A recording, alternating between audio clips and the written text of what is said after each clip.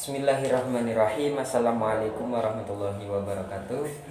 Kenalkan, nama saya Al-Fatihah Nuyeta Atlanta dengan NIM 43040200110. Di sini saya akan menerangkan dua bab tentang mata kuliah akhlak tasawuf, yaitu yang pertama hub, yang kedua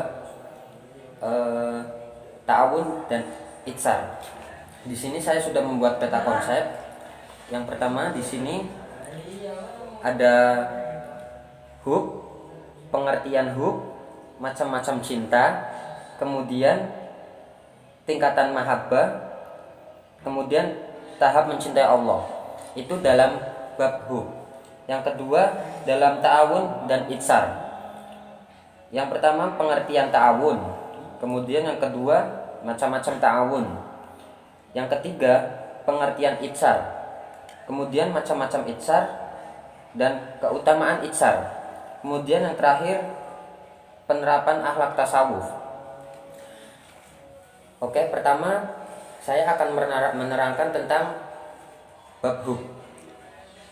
Hub atau mahabbah berasal dari bahasa Arab yang asal katanya yaitu habba yahubbu, hubban, lawak yang berarti mencintai. Lawan kata dari hub yaitu baghdu, yang artinya benci. Kemudian ada beberapa macam cinta. Yang pertama cinta kepada akhirat, yang kedua cinta kepada dunia. Cinta kepada akhirat, kita selalu memprioritaskan hal yang berkaitan dengan akhirat. Kemudian jika cinta kepada dunia, kita selalu memprioritaskan sesuatu yang berkaitan dengan dunia. Kemudian ada tingkatan-tingkatan mahabbah. Yang pertama mahabbah awam, kedua mahabbah siddiq, yang ketiga mahabbah arif. Kemudian tahap-tahap mencintai Allah.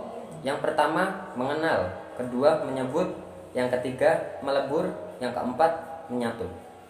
Yang pertama mengenal, kita harus mengenal siapakah itu Allah, zatnya Allah seperti apa, sifat-sifatnya Allah seperti apa. Kemudian kita menyebut, kita harus selalu menyebut nama Allah. Kemudian kita harus sering berzikir kepada Allah. Kemudian yang ketiga melebur. Tahapan ketiga sebelum menyatu, yaitu fase dimana kita akan menyatu dengan Allah. Maksudnya kita akan selalu mencintai Allah, meninggalkan larangannya, mentaati peraturannya, dan lain-lain. Kemudian menyatu. Menyatu itu berarti kita sudah, hidup kita, perlakuan kita sudah terniatkan lillahi ta'ala, untuk Allah. Kemudian ada 3 alat yang berhubungan dengan Tuhan. Yang pertama sirun, kedua ruhun, ketiga kolbun. Kemudian kita masuk ke dalam bab ta'awun dan itsar. Apa itu ta'awun? Ta'awun berasal dari bahasa Arab yang berasal dari ta'awana ya ta'awanu, ta'awun, yang artinya saling menolong. Ada beberapa macam-macam ta'awun.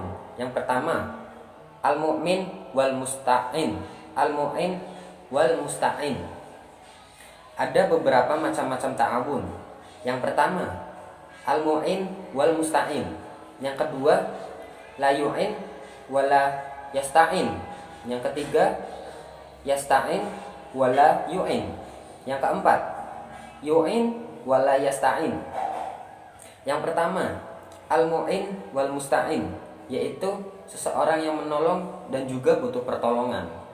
Yang kedua la yu'in wa la yasta'in, tidak menolong dan tidak meminta tolong. Yang ketiga yasta'in wa la yu'in, orang yang meminta tolong tapi enggan menolong. Yang keempat yu'in wa la yasta'in, menolong tapi tidak meminta pertolongan, yaitu ikhlas dalam menolong, tidak mengharapkan sebuah balasan. Kemudian ada beberapa hal yang untuk mewujudkan sebuah ta'awun. Yang pertama, mengerti masalah khilaf.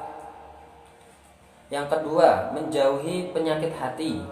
Yang ketiga, mensosialisasikan hadis Nabi terhadap ta'awun.